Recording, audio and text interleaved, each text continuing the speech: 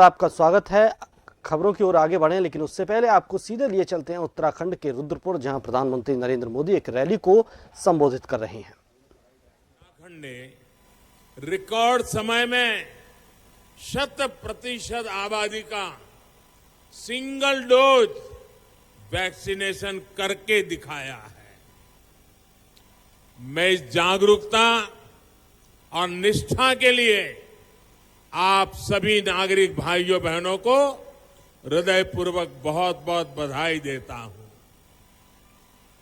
मैं आपके युवा मुख्यमंत्री श्रीमान धामी जी को, उनकी पूरी सरकार की टीम को भी बधाई देता हूं कि उन्होंने वैक्सीनेशन का काम गांव-गांव, घर-घर पहुंचाया, कठिन से कठिन परिस्थिति में भी पहुंचाया। धामी जी के काम ने ऐसे लोगों का मुंह बंद कर दिया है जो कहते थे कि दूर सुदूर पहाड़ों में इतनी ऊंचाइयों पर वैक्सीन तो पहुंच ही नहीं सकती है।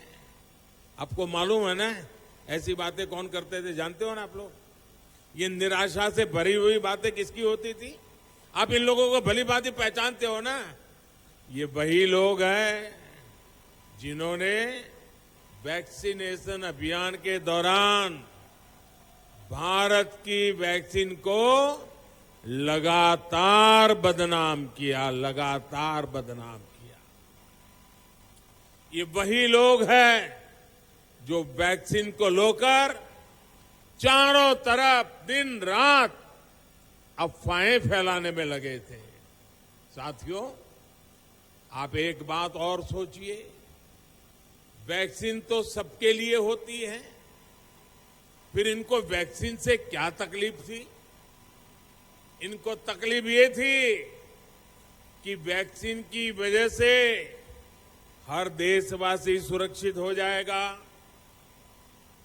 और अगर सुरक्षित हो जाएगा तो ये लोग पहले भी मोदी का जय जयकार करते थे, अब और ज्यादा जोर से मोदी का जयकारा करेंगे और साथ साथ धामी का भी जय जयकारा करेंगे। ये लोग नहीं चाहते थे कि उत्तराखंड में फिर से, भाइयों बहनों, ये ऐसे विकृत राजनीति वाले लोग हैं कि वे अपने राजनीतिक स्वार्थ के लिए औरों का बुरा सोचते हैं, बुरा देखते हैं। ये लोकतंत्र में नहीं चल सकता है।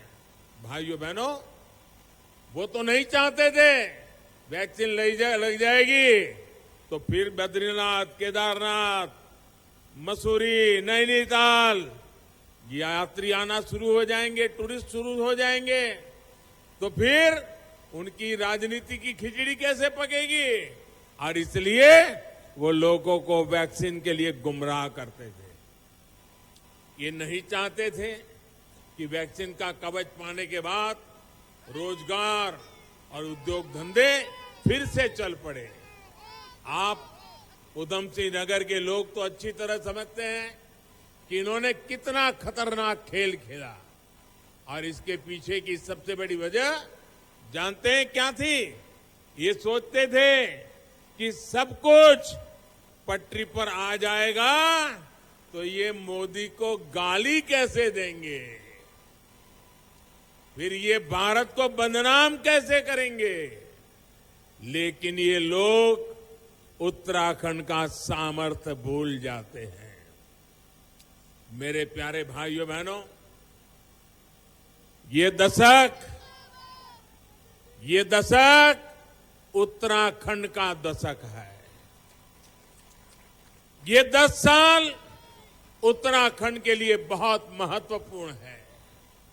आज जो 18 साल के नौजवान हैं, बहनें, बेटियां हैं, उनके लिए ये 10 साल उनकी जिंदगी का भी महत्वपूर्ण अवसर होता है।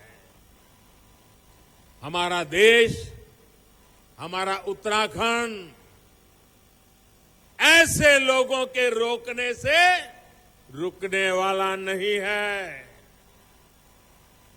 आज उत्तराखंड में पर्यटन, रोजगार फिर से पटरी पर लौटने लगा है।